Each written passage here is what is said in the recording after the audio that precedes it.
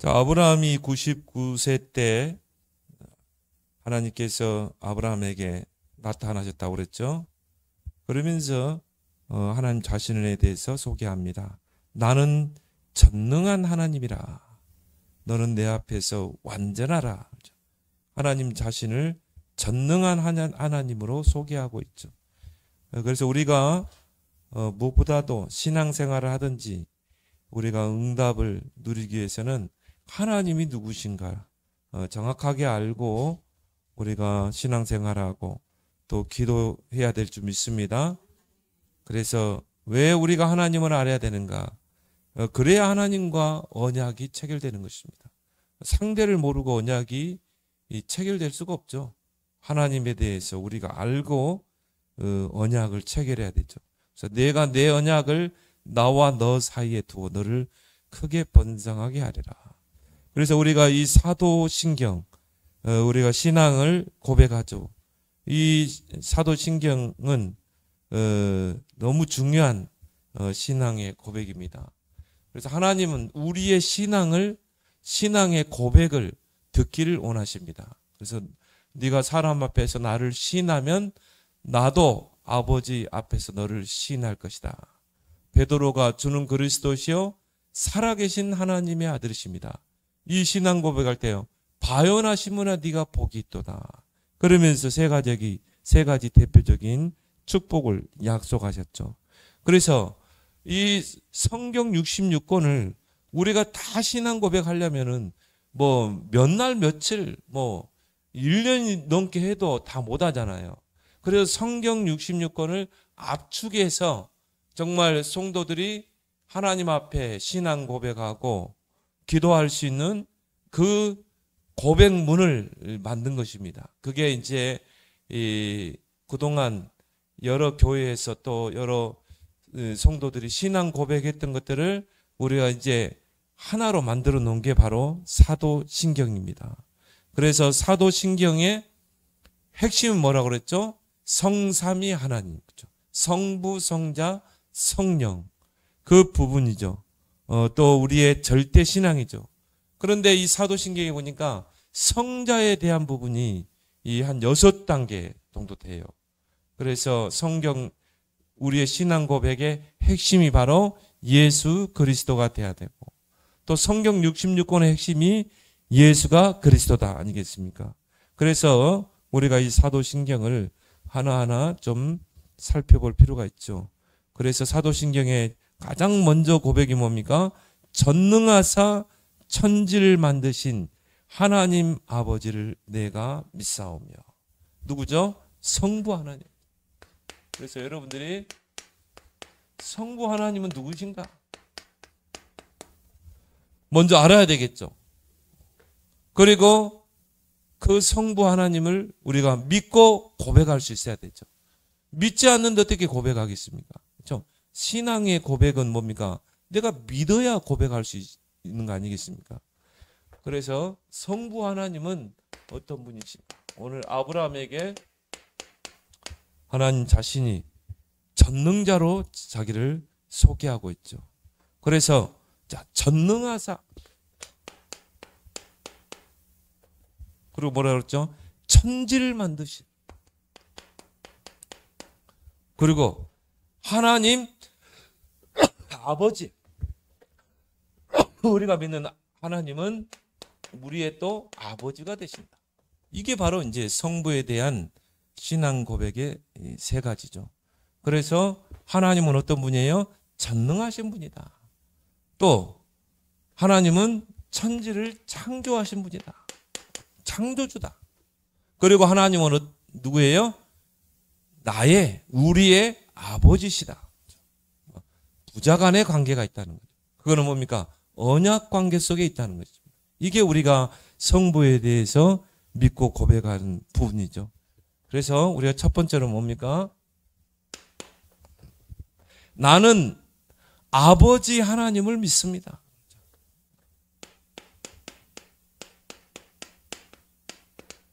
이게 우리의 신앙 고백이 될 줄 믿습니다. 그렇죠? 하나님은 우리의 누구라고요? 아버지다.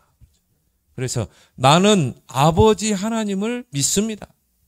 그래서 우리가 아버지라고 할 때요, 그 아버지의 호칭은 뭡니까? 가족의 그 의미가 있죠. 그죠? 아버지는 우리 가족의 한 구성원이잖아요. 또 가장이고, 또 우리 가정을 책임지는 분이죠. 그죠? 또 자녀를 위해서 뭡니까? 정말 땀 흘리시는 분이고, 또 헌신하는 분이고, 또 아버지라고 할 때 그 호칭은 뭐죠? 뭔가 친밀함이 있죠.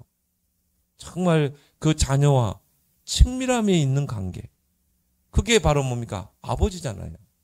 그래서 아버지보다 더 친근한 호칭이 뭐죠? 아빠. 그래서 우리 자녀들도 어릴 때 아빠, 아빠. 그리고 또 아버지라는 그 호칭에는 뭐가 있습니까? 교제의 의미가 있죠.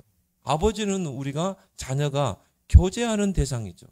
그래서 아버지와 같이 대화도 하고, 같이 저도 자녀들과 어릴 때 운동도 하고, 같이 놀아주기도 하고, 그런 아버지라는 호칭은 교제의 그런 의미가 있고요. 그리고 아버지의 호칭은 생명이 내재되어 있죠. 그렇죠?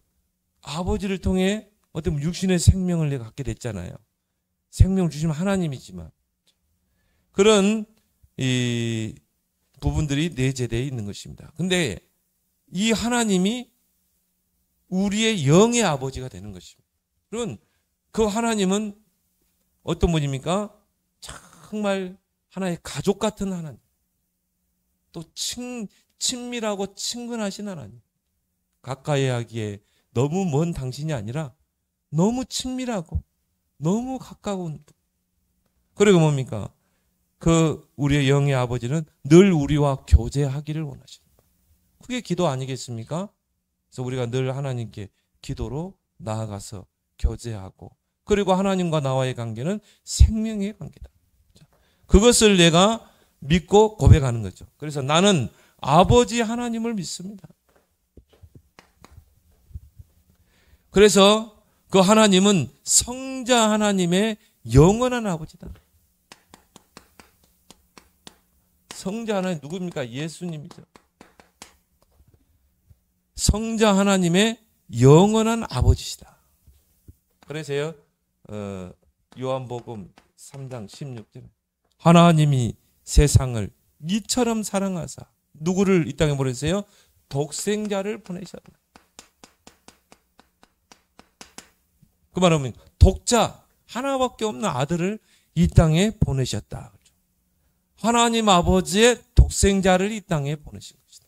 그걸 뭘 말하죠? 성자 하나님의 그 영원한 아버지가 하나님이시다.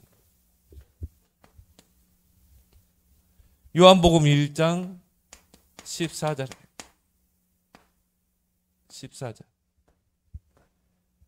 말씀이 육신이 되어 우리 가운데 거하심에 우리가 그의 영광을 보니 아버지의 독생자의 영광이다. 자, 아버지의 독생자의 영광.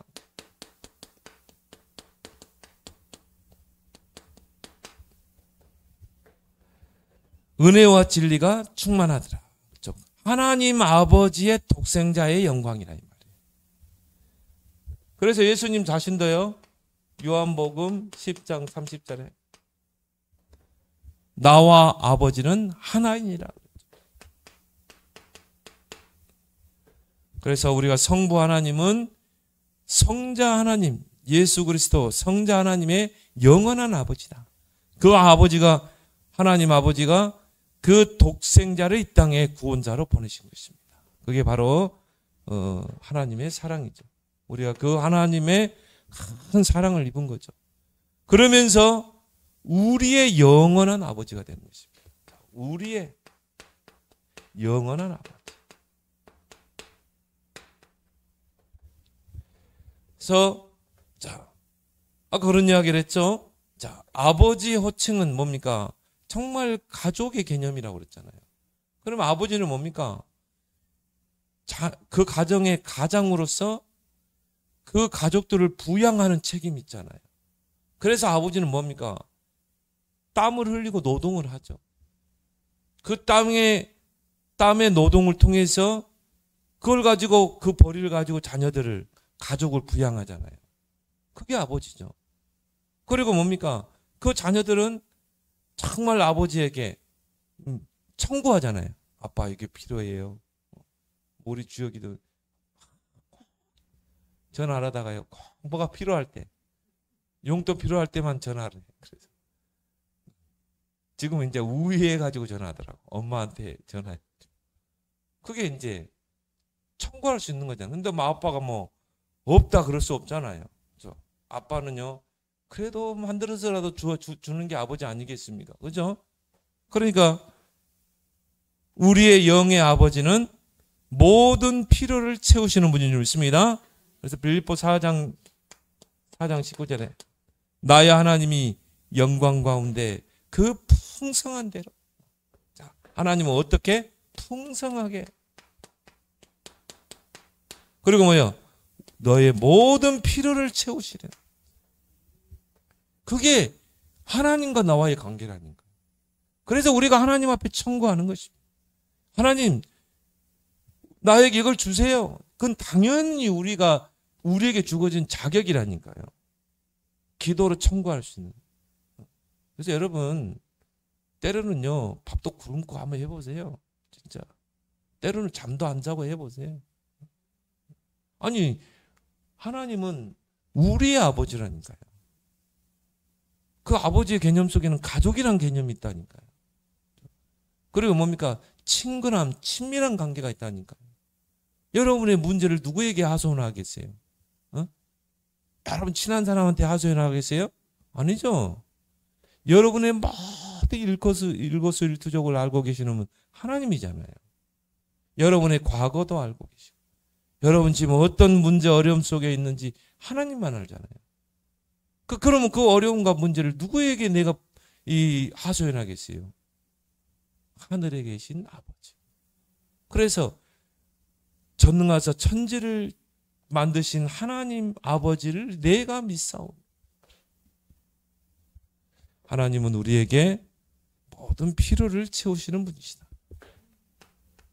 그래서 마태복음 6장 27절에서 32절에 보니까요. 공중의 새를 보라. 심지도 아니하시고 거두지도 아니하고 창고에 모아들이지도 아니하되 너희 하늘 아버지께서 기르시나니 하물며 너희일까 보냐. 그러면서요 32절에 뭐라 나왔습니까? 너희 하늘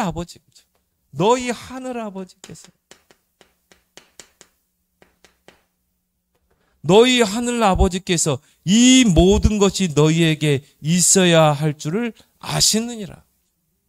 하나님은 여러분이 지금 어떤 어려움 속에 있는지, 뭐가 필요한지 하나님 다 알고 계시는 거예요. 너희 하늘 아버지라니까요. 그렇죠? 그러니까 우리가 당연히 하나님 앞에 필요를 채워달라고 기도하는 것이죠. 그거는요, 당연한 거예요. 가까이 하기에 너무 먼 당신이 아니라니까요.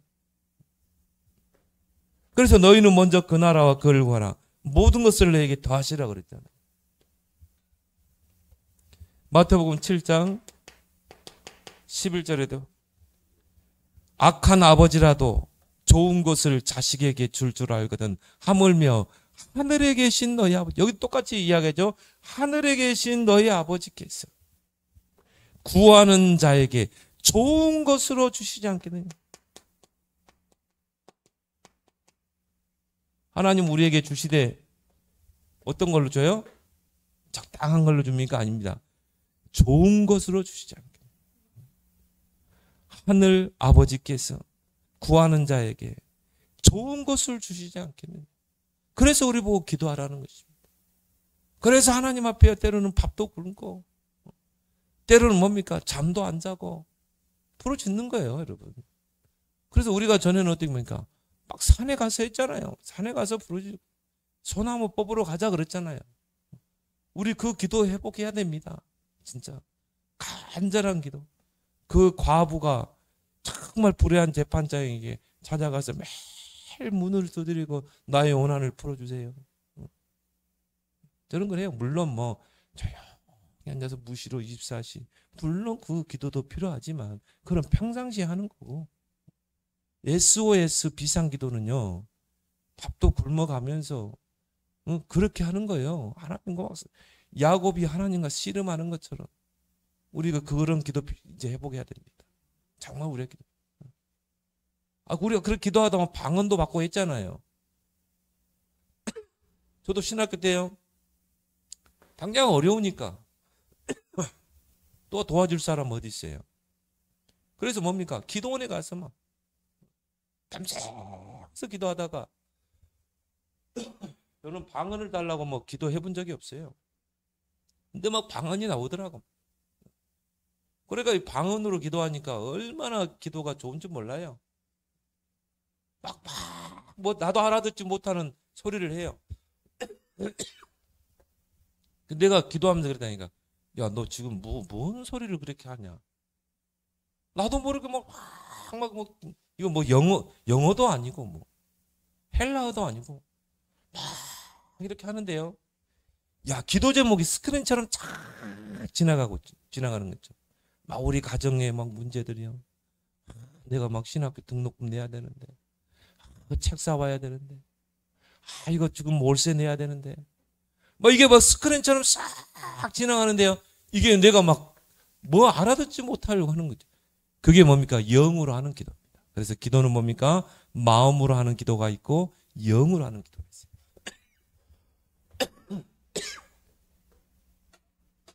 그래서 그거를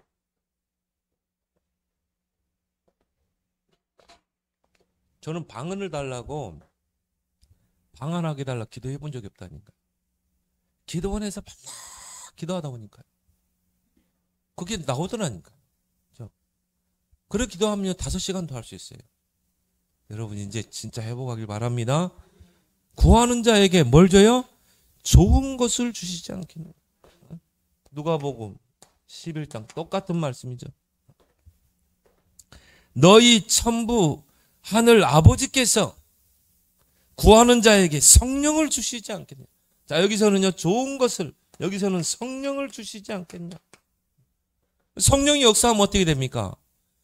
흑암이 결박되죠. 하나님의 나라가 임하죠. 하나님의 나라가 임하는 게 응답 아닙니까? 그래서 구원받은 나와 하나님 아버지와의 관계는 언약 관계다. 자녀와 아버지와 관계도 뭡니까? 언약 관계예요. 언약 관계. 영의 아버지 하나님과 나와의 관계도 언약 관계 속에 있는 것입니다. 그래서 우리가 요한복음 1장 12절에 영접하는 자 곧 그 이름을 믿는 자들에게는 하나님의 자녀가 되는 권세를 주셨습니다. 하나님을 떠나서 원수되었던 우리가 그리스도를 통해 화목하게 되고 이제 뭡니까? 하나님의 자녀로 신분이 바뀐 것입니다. 누가복음 22장 20절. 이 잔은 내 피로 세우는 새 언약이니 예수 그리스도의 그 보혈의 피로 우리가 하나님과 새 언약이 체결된 것입니다. 어떤 관계예요? 부자 간의 관계예요. 그 언약 관계가 체결된 거예요. 그래서 우리는 하나님을 아버지라 부를 수 있는 것입니다. 고린도후서 6장 16절 18절에 내가 너희를 영접하여 너희가 아버지가 되고 너희는 내게 자녀가 되리라. 성경에 보니까 딱 영접이 2번 나와요. 첫 번째 뭡니까? 내가 예수 그리스도를 영접하는 것. 자, 내가 예수 그리스도를 영접할 때 어떻게 돼요? 하나님이 나를 영접하는 것입니다. 내가 너희를 영접하여 너희가 너희에게 아버지가 되고 너희는 내게 자녀가 되리라. 언약 관계. 언약이 체결되는 거죠. 그래서 로마서 갈라디아 6장 4절에 보니까 4장 6절에 너희가 아들임으로 하나님이 그의 아들의 영을 우리 마음 가운데 보내사 아빠 아버지라 부르게 하셨느니라. 하나님을 아빠, 아버지라. 그런 관계가 회복된 거죠. 자, 로마서 8장 15절에도요. 똑같은 말씀 있죠. 너희는 다시 무서워하는 종의 영을 받지 아니하고 양자의 영. 자, 여기서는 아들의 영. 여기는 뭡니까? 양자의 영을 받았으므로 아빠 아버지라 부르짖는. 하나님을 아빠 아버지라 부르짖느니라. 자, 언약 관계. 아빠, 아버지. 자, 우리가 평상시에는 아버지. 그렇게 우리가 하나님을 부를 수 있죠. 근데 친근한 관계가 되면 어떻게 돼요? 아빠. 그래서 아빠, 아버지. 이것이 우리의 믿음의 신앙 고백이 될 줄 믿습니다. 그래서 하나님 아버지, 아버지 하나님, 여러분이 믿고 날마다 신앙 고백하는 자가 되라. 두 번째 뭐죠? 전능하사. 자, 나는 전능하신 하나님을 믿습니다.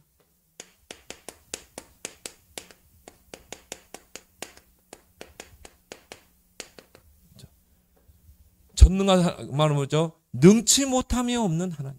못하실 것이 없는 하나님. 우리가 믿는 하나님은 어떤 분이에요? 아버지 하나님이시고, 우리가 믿는 하나님은 어떤 분입니까? 능치 못함이 없는 하나님. 전능하신 하나님을 우리는 믿는 것입니다. 그렇죠? 그래서 우리가 전능자 그럴 때는요, 엘사다이라고 그래요. 그 엘사다이, 이게 구약 성경에 48번, 특히 욥기서에 31번이 나왔어요. 31번. 나는 욥을 보면서 야, 욥이 축복받을 수밖에 없구나. 하나님에 대해서 진짜. 하나님은 어떤 분이에요? 전능하신 하나님.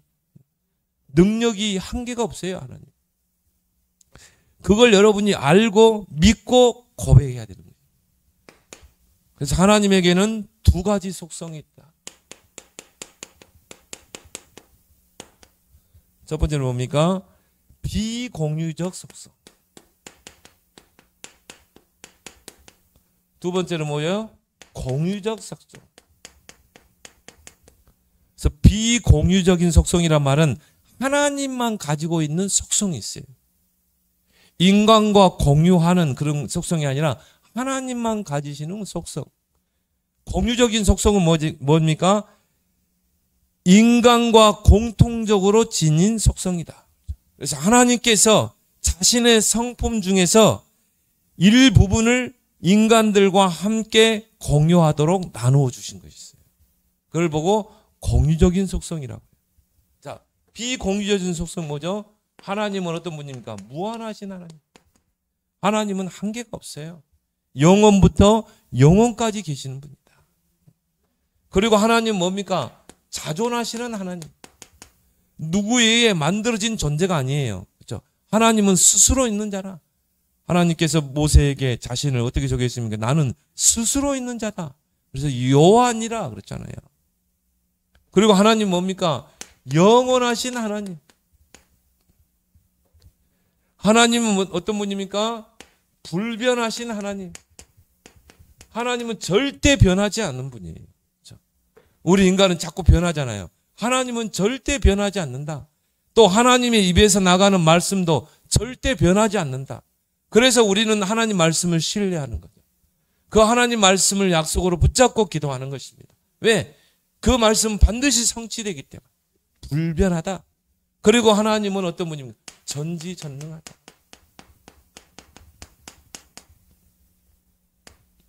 그리고 인간과 공유하시는 속성이 있죠.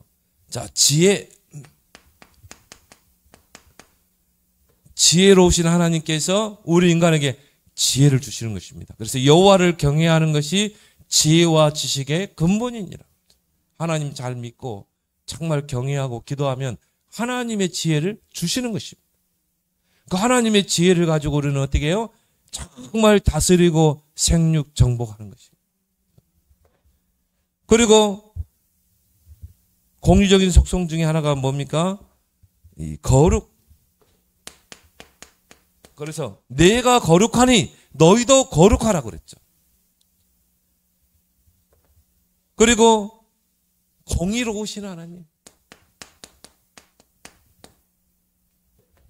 그리고 선하신 하나님, 진실하신 하나님. 그 진실하신 하나님은 진실한 자를 사랑하시는 것입니다. 그리고 뭡니까? 하나님은 영이시니 그 영이신 하나님이 우리 인간을 영적인 존재로 창조한 것입니다. 그리고 도덕성. 그래서 하나님은 우리에게 뭡니까? 뭔가 이 법을 쫓아, 도덕을 쫓아 살도록. 그렇게 양심적으로, 또 우리가 도덕성이라는 말은 양심적인 거죠. 그렇게 살도록 우리 인간을 창조하신 줄 믿습니다. 그런데 이 공의적인 속성은요, 이 차이가 있어요. 어떤 차이입니까? 인간은 때로는 어쩔 때 보면 선해요. 근데 어쩔 때 보면 어떻게 합니까? 악하잖아요. 근데 하나님은 악이라는 게 없어요. 하나님은 선 자체입니다. 근데 우리 인간은 변하잖아요. 어쩔 때는 보면 선하게 살다가 어떨 때 보면 막 악을 행하기도 하고, 어떤 목사님 보니까 선하고 도덕적이고 양심적이고, 어쩔 때 보면은 죄악 가운데 빠지기도 하고. 유한한 존재. 하나님은 어떤 분이에요? 무한한 존재. 그리고 인간은, 하나님은 우리에게 거룩을 같이 공유하셨지만 또 우리 인간도 거룩한 삶을 살도록, 그래 내가 거룩하니 너희도 거룩하니라. 어떨 때 보면요, 다 거룩하고 정말 구별된 삶을 살고, 근데 어떨 때 보면 막 타락해 있고, 이런 차이점이 있다. 그래서 오늘 우리 본문에도 하나님께서 아브라함에게 자신을 어떤 분으로 소개하고 있습니까? 나는 전능한 하나님이라. 또 우리가 사도신경에서도 전능하사 그렇게 고백하죠. 하나님의 전능성에 대해서 좀 살펴볼 필요가 있죠. 하나님은 어떠한 전능성을 가지고 있는가? 첫 번째, 무소불능.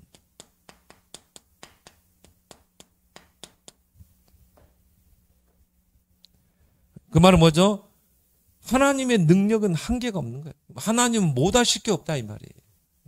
하나님은 능력에 한계가 없어요. 그래서 레미야 32장 17절에 주 여호와께서 큰 능력과 크신 팔로 천지를 지으셨사오니 주에게는 할 수 없는 일이 하나도 없나이다. 하나님은 다 하실 수 있는 것입니다. 그 하나님이 누구라고요? 전능자시고 나의 아버지가 되는 것입니다. 우리는 그 하나님께 청구할 수 있는 것이에요. 그러면 그 하나님의 능력이 우리에게 임한다면 우리가 못할 게 없죠. 그래서 바울은 내게 능력 주시는 자 안에서 내가 모든 것을 할 수 있습니다. 하나님, 전능하신 하나님 내게 능력 주면 난 다 할 수 있습니다. 요한계시록 19장 6절에 주 우리 하나님 곧 전능하신 이가 통치하시는도다. 전능하신 하나님이 모든 역사를 주관하시고 또 모든 것을 통치하고 계신다. 무소불능. 자, 두 번째 하나님의 전능성이 뭡니까? 무소부지. 하나님의 지혜는 한계가 없어요. 이 지구상의 70억 인구를 지혜와 지식을 합쳐도 하나님을 따라잡을 수가 없는 것이죠. 인간은 지금도 이 지구도 제대로 밝히지 못하고 있어요. 우리 신체도 제대로 못 밝히잖아요. 그죠? 저 달의 신비도 이 달의 그것도 제대로 못 밝히잖아요. 딱 한 번 인류가 발 한 번 딛고 왔어요. 근데 이 우주 안에는 얼마나 많은 은하가 있습니까? 셀 수가 없죠. 그거를 하나님의 지혜로 창조하신 것입니다. 그리고 다스리고 있는 것입니다. 그 하나님의 지혜는요, 무한대라 이 말이에요. 근데 그 하나님이 누구라고요? 나의 하나님이요, 아버지인 것입니다. 이걸 알면요, 진짜 이 하나님께 지혜를 구할 수밖에 없죠. 그래서 시편 139편 2절 4절에 주께서 내가 앉고 일어섬을 아시고 나의 생각을 밝히 아시오며 나의 모든 행위를 익히 아시오니 내 혀의 말을 알지 못하는 것이 하나도 없습니다. 다 알고 계세요. 우리가 앉고 일어서는 것, 우리의 생각도 알고 우리의 행위도 알고 있고 우리가 말하는 그 의도도 다 알고 계세요. 그러면 우리에게 있는 모든 환경, 어려움도 다 알고 계신다. 그래서 우리는 하나님께 맡기고 기도하는 거예요. 너희 염려를 주께 맡기라. 아무것도 염려하지 말고 기도하라. 무소부지. 다 알고 계신다. 요한일서 3장 20절.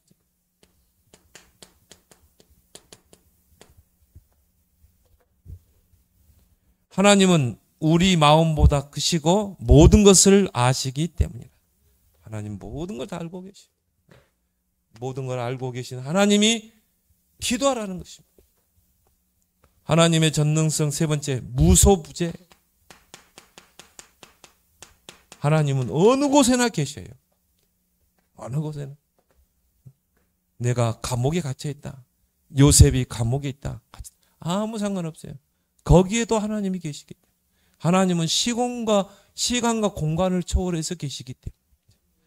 그래서 한편 공간 안에서도 전 세계를 움직일 수 있는 게 뭡니까? 그게 기도입니다. 하나님은 어느 곳에도 임재하게 돼. 여기서 여러분이 기도하지만 우리와 관계된 모든 현장에 하나님은 임재하는 것이죠. 무소부재. 시편 139편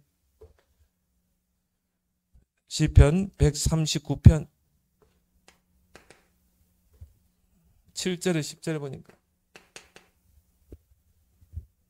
내가 하늘에 올라갈지라도 거기 계시며 수월에 내 자리를 펼지라도 거기 계십니다. 내가 새벽 날개를 치며 바다 끝에 가서 거주할지라도 거기서도 주의 손이 나를 인도하시며 주의 오른손이 나를 붙드시리니라. 내가 어느 곳에 있든지 하나님은 나와 함께. 내가 처한 곳에 하나님은 함께. 예레미야 23장 24.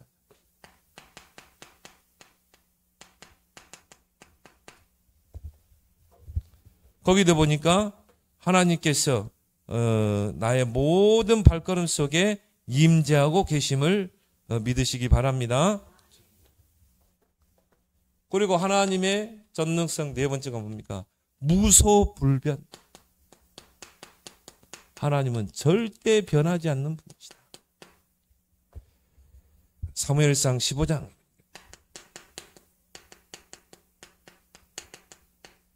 29절에 보니까 이스라엘의 지존자는 거짓이나 변개함이 없으시니 그는 사람이 아니시므로 결코 변개하지 않으시며. 하나님은 변치 않으셔요. 우리 인간은 하루에도 수십 번 막 바뀌잖아요. 근데 하나님은요 절대 바뀌지 않아요. 하나님 마음먹은 그대로 이루십니다. 하나님이 우리에게 말씀하셨다 그대로 성취하십니다. 그래서 우리가 예배가 중요합니다. 예배는 뭡니까? 하나님의 약속을 붙잡는 것입니다. 그래서 여러분이요 예배를 놓고 기도하시고 정말 예배 시간에 하나님 말씀에 귀를 기울이고 집중해서 여러분 마음속에 탁 부딪히는 말씀이 있습니다. 그건 하나님의 음성이거든요. 예배 때는 하나님의 음성을 들어야 돼요. 그 말은 뭡니까? 하나님이 내게 약속으로 주시는 말씀을 붙잡아야 돼요. 그 말씀은 불변한 말씀. 반드시 성취되게 되어 있는 것입니다. 야고보서 1장 17절.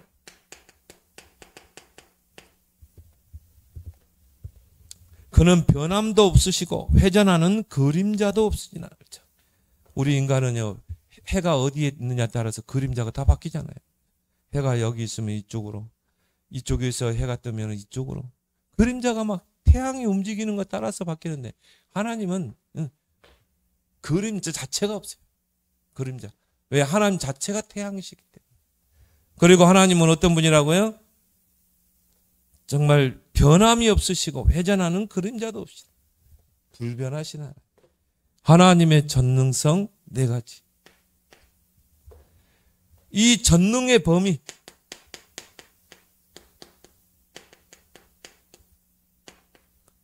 첫 번째는 뭡니까? 하나님은 시간에 관한 한 영원하시다. 자, 시간에 관한 한 영원하시다. 우리 인간은 뭡니까? 시간에 마지막이 있잖아요. 시작이 있고 마지막이 있죠. 이 땅에 생명을 가지고 태어날 때가 있으면 어떻게 돼요? 이 땅에서 반드시 죽는 날이 있어요. 그렇죠? 그리고 우리는 반드시 뭡니까? 지나간 시간을 붙잡을 수도 없는 거죠.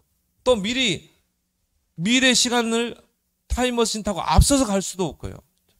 그렇지만 하나님은 시간에 관한 한 영원하신 하나님이다.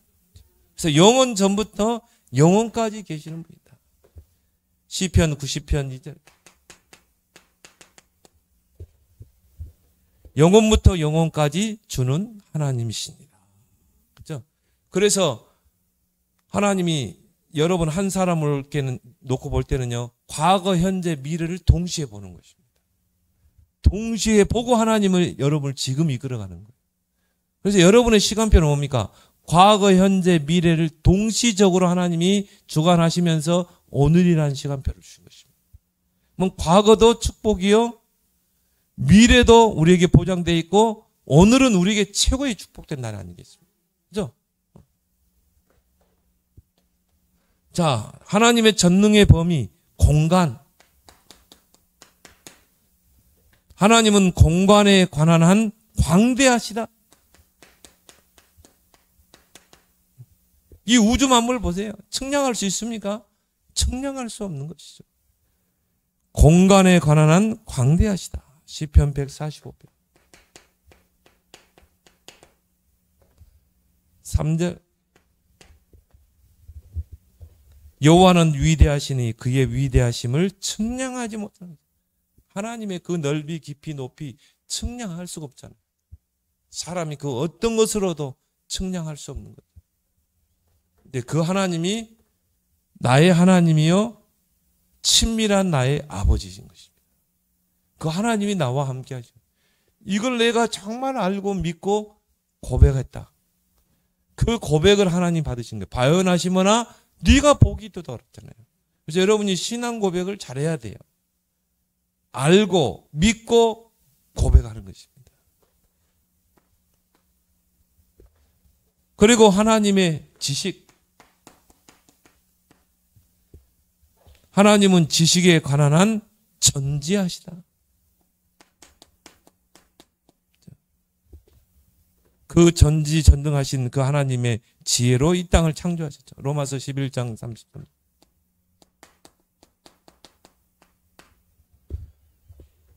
깊도다 하나님의 지혜와 지식의 풍성함이여 그의 판단은 헤아리지 못할 것이며 그의 길은 찾지 못하리로다. 그 하나님의 뜻, 그렇죠? 우리가 살아가면서 여러 가지 문제, 사건, 여러 가지 위기를 만나는데 거기에 하나님의 깊고 엄묘한 뜻을 우리가 어떻게 찾을 수 있겠습니까?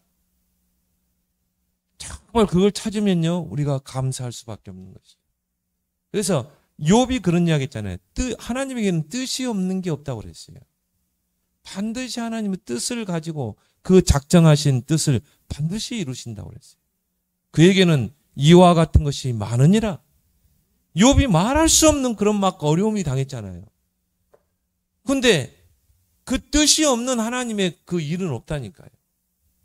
근데 우리가 이걸 모르면요, 내 현실에 조그만 그 어려움 때문에 막 낙심하고 절망에 빠지고, 엘리야처럼 넉넉하오니 나를 불러가세요. 우리가 그럴 때가 얼마나 많습니까?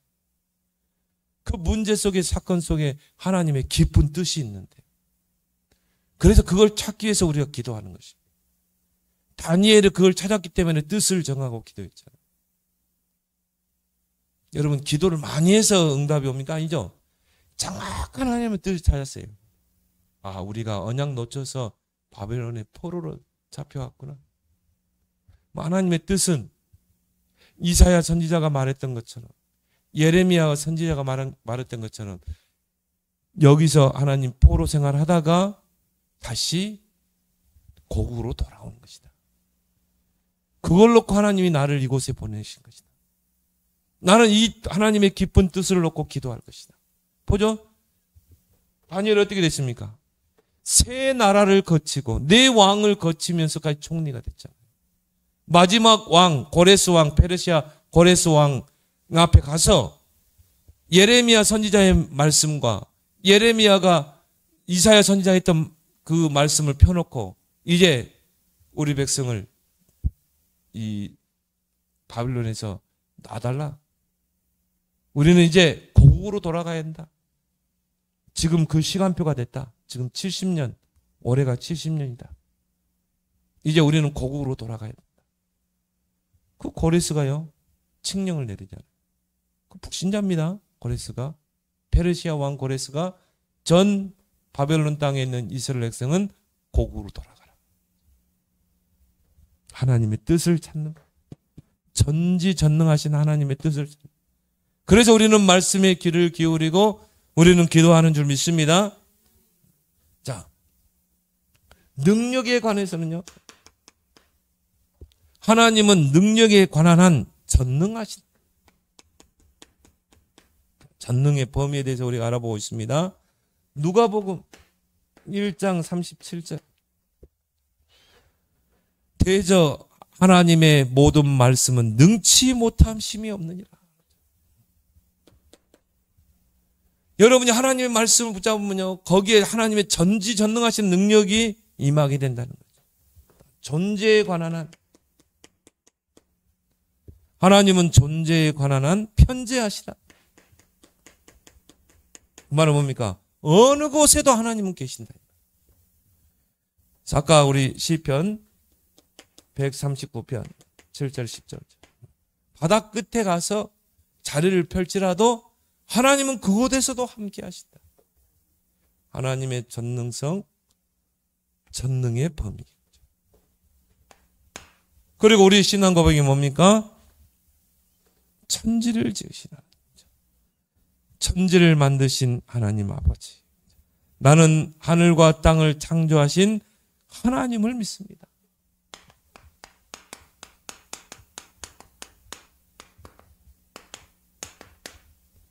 천지를 창조하시고 또 그 창조한 모든 만물을 다스리시는 하나님, 그 속에서 섭리하시는 하나님, 그 하나님의 능력을 믿습니다. 그렇다면 지금도 하나님은 창조의 능력으로 역사하는 줄 믿습니다. 지금도요, 하나님이 역사하시면 기적이 일어납니다. 그래서 하나님이 무슨 매개체를 가지고 창조한 게 아니에요. 지능을 가지고 뭐 만든 게 아니에요. 그렇죠? 하나님은 말씀으로 천지를 창조하셨어요. 그래서 하나님의 이 창조 사역, 이걸 믿는 것입니다. 그래서 하나님의 작정,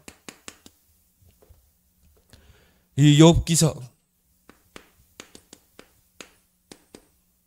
23장 13절 14절에 그의 마음에 하고자 하시는 것이면 그것을 행하시나니 그런즉 내게 작정하신 것을 이루실 것이라. 이런 일이 그에게는 많아요. 하나님께서 천지를 창조하시기로 작정하시고요. 그리고 어떻게 했습니까? 창조사. 그게 바로 창세기 1장 1절이죠. 태초에 하나님이 천지를 창조하시니라. 자, 그래서 모든 우주 만물을 다 창조하시고 마지막 날에 사람을 창조하셨죠. 그리고 하나님이 창조하신 그 모든 창조물을 하나님이 섭리하시고 계십니다. 그래서 마태복음 6장 26절에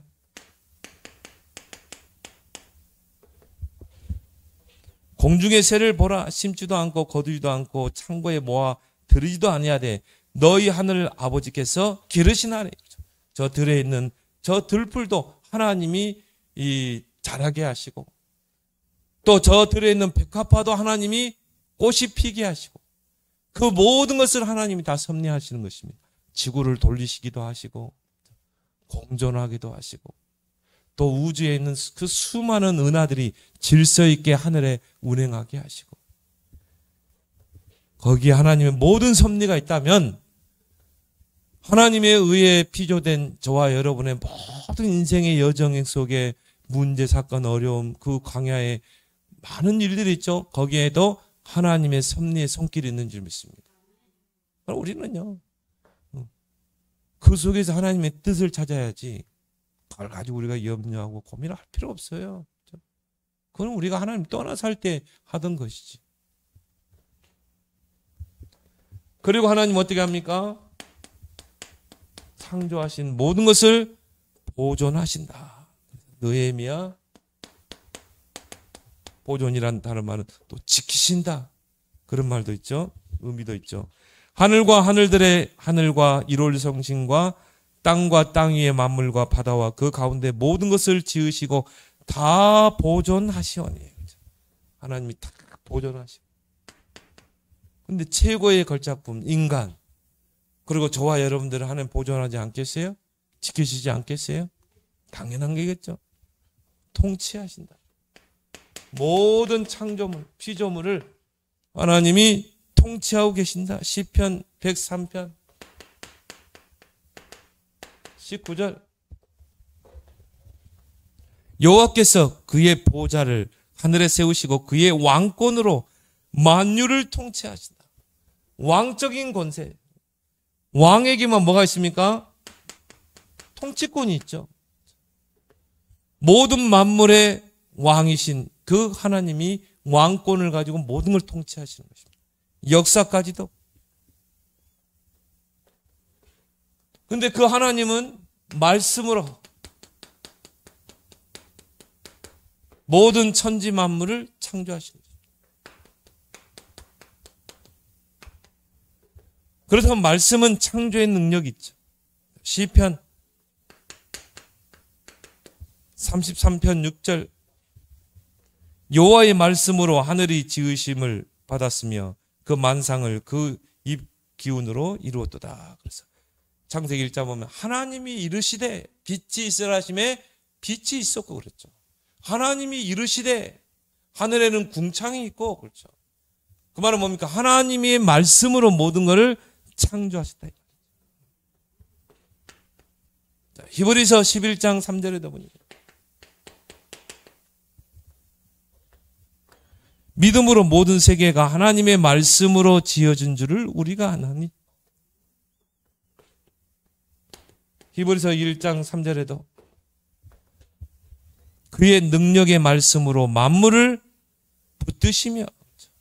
자, 그렇다면 하나님은 천지를 창조하신 하나님이요, 말씀으로 천지를 창조했다면, 자, 지금 우리에게 이 말씀, 우리가 붙잡은 말씀, 이 말씀은 재창조의 능력으로 역사될 줄 믿습니다. 그래서 하나님은 말씀으로 재창조를 하고 계시다. 그 말씀은 곧 뭐예요? 창조의 능력이다. 그래서 여러분이 진짜요, 말씀을 언약으로 붙잡으세요. 거기에 창조의 능력이 나타나게 되십니다. 이사야 40장 6절 8절. 풀도 마르고 꽃도 시들지만 하나님의 말씀은 영원히 서리라. 마태복음 5장에도 보니까 하나님의 말씀의 1.1획도 땅에 떨어지지 않고 반드시 성취한다고 그랬죠. 그것을 알았던 이 베드로가 밤을 세워서 그물을 던졌지만 고기 한 마리 잡지 못했어요. 근데 베드로가 어떻게 했습니까? 말씀에 의지하여. 그 전에 내가 밤을 세워 그물을 냈는데 한 마리도 잡지 못했는데 내가 말씀에 의지하여 그물을 내리리다. 그런데 큰 물고기가요, 이 그물이 찢어질 만큼 잡히게 됐죠. 이게 창조의 능력인 것입니다. 그래서 오늘 성부 하나님에 대한 그 믿음과 고백, 그 믿음과 고백을 바르게 함으로 참된 응답을 누리는, 전능자의 그 응답을 누리는 여러분 되길 바랍니다.